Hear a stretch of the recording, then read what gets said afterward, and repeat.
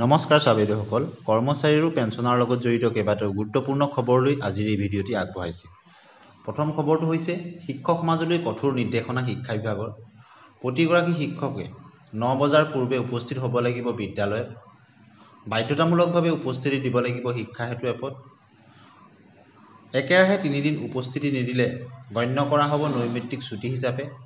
নৱম শ্ৰেণীৰ পৰা দ্বাদশ শ্ৰেণী পৰ্যন্ত পাঠদান কৰিব লাগিব পিজিটি শিক্ষকে। আৰু 2:05 বজালৈ খোলা থাকিব মহানগৰীৰ সকলো প্ৰাথমিক বিদ্যালয়। এমই এমভি স্কুল খোলা ৰখাৰ সময় 3:25 বজা পৰ্যন্ত। এইচএছএছো খোলা থাকিব বিয়লি 3:25 বজা পৰ্যন্ত। অনাশৈক্ষিক কামত নিয়োজিত কৰ্মচাৰী উপস্থিত থাকিব লাগিব 10 বজাৰ পূৰ্বে আৰু 4:30 বিদ্যালয়ত উপস্থিত থাকিব লাগিব এইসকল কৰ্মচাৰী।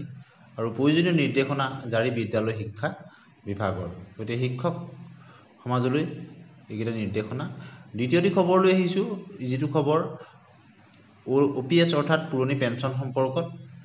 আৰু এটি ভাল খবৰ আহিছে, শিক্ষা বিভাগকে ধৰি বিভিন্ন বিভাগত তথ্য বিচৰা হৈছে। যিসকল কৰ্মচাৰী তেওঁলোকে আফটাৰ 1 ফেব্ৰুৱাৰী 2005 তেওঁলোকে জইন কৰিছিলে, কিন্তু তেওঁলোকৰ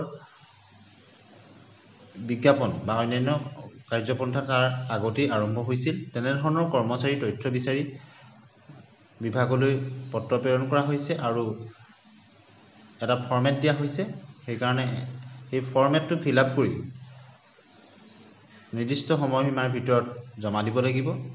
কেৱল শিক্ষা বিভাগেই নহয়, অন্যান্য বিভাগৰো তৃতীয় চতুৰ্থ বৰ্গৰ এই আওতাত পৰা কৰ্মচাৰীসকল, যিসকল OPSৰ সময়তে তেওঁলোকৰ বিজ্ঞাপন আদি প্ৰকাশ পাইছিল আৰু কিন্তু তেওঁলোকৰ নিযুক্তিহে তাৰ পিছত হৈছিল, তেনেধৰণৰ কৰ্মচাৰীসকলৰ তথ্য বিচৰা হৈছে। গতিকে আৰু 7 এপ্ৰিলত এই নিৰ্দেশনা প্ৰকাশ কৰা হৈছে। গতিকে আশা কৰিব পাৰি যে প্ৰায় 40,000 মান কৰ্মচাৰী পুনৰ NPSৰ পৰা OPSৰ আওতালৈ যোৱাৰ সম্ভাৱনা প্ৰবল, কিয়নো এনেধৰণৰ বহু বিভাগত বহু কৰ্মচাৰী আছে যিসকল OPSৰ অৰ্থাৎ পুৰণি পেঞ্চন থকাৰ সময়তেই তেওঁলোকৰ বিজ্ঞাপন হৈছিল 2005ৰ আগতেই, কিন্তু তেওঁলোকৰ নিযুক্তিহে পিছত হৈছিল। এতিয়া আহিছোঁ অন্য এটা খবৰলৈ।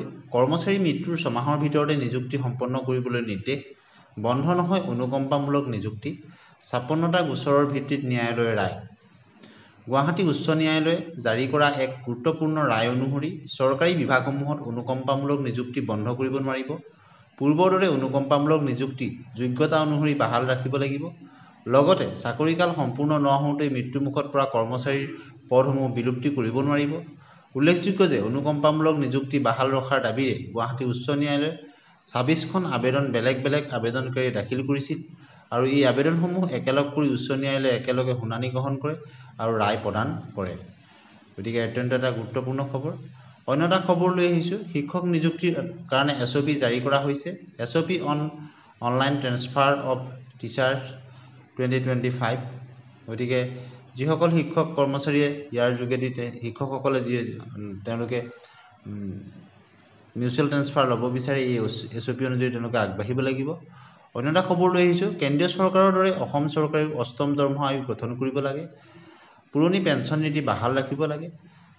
নলবাৰী জিলা মাধ্যমিক শিক্ষক আৰু কৰ্মচাৰী সংস্থাৰ সমিতিৰ শপত গ্ৰহণ অনুষ্ঠানত এই প্ৰস্তাৱ গ্ৰহণ কৰা হয়।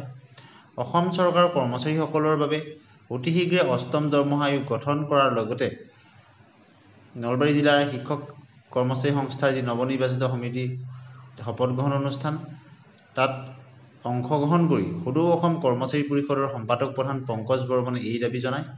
অসম কৰ্মচাৰী সমাজৰ জ্বলন্ত সমস্যা NPS ব্যৱস্থা বাতিল কৰি পুৰণি পেঞ্চন ব্যৱস্থা বাহাল ৰখা, কৰ্মচাৰীসকলৰ অৱসৰকালীন জীৱনৰ নিৰাপত্তা সুনিশ্চিত কৰাৰ পোষকতা কৰে।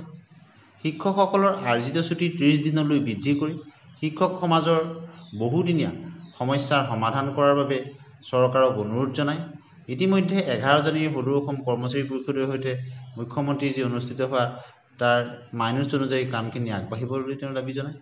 অন্য এটা খবৰ লৈ আহিছোঁ, শিক্ষা হেতুত অনুপস্থিতিৰ কাৰণে এইসকল শিক্ষকৰ দৰমহা কৰ্তনৰ বা বিভাগীয় ব্যৱস্থা গ্ৰহণৰ কাৰণে নিৰ্দেশনা আহিছে। নিৰ্দেশনাটো আহিছে ধুবুৰী জিলাৰ ইন্সপেক্টৰ স্কুলৰ ফালৰ পৰা, salary reduction of teachers with reference to the subject cited above, I am to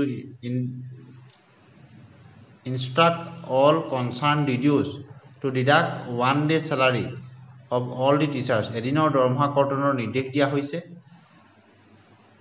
As mentioned annexure A for not giving attendance in the Shiksha Setu application even after repeated request কৰাৰ পিছতো তেওঁলোক শিক্ষা হেতুত online attendance প্ৰদান নকৰাৰ কাৰণে এদিনৰ দৰমহা কৰ্তনৰ কাৰণে নিৰ্দেশ দিয়া হৈছে আৰু শিক্ষকসকলৰ তালিকা সংলগ্ন কৰি দিয়া হৈছে।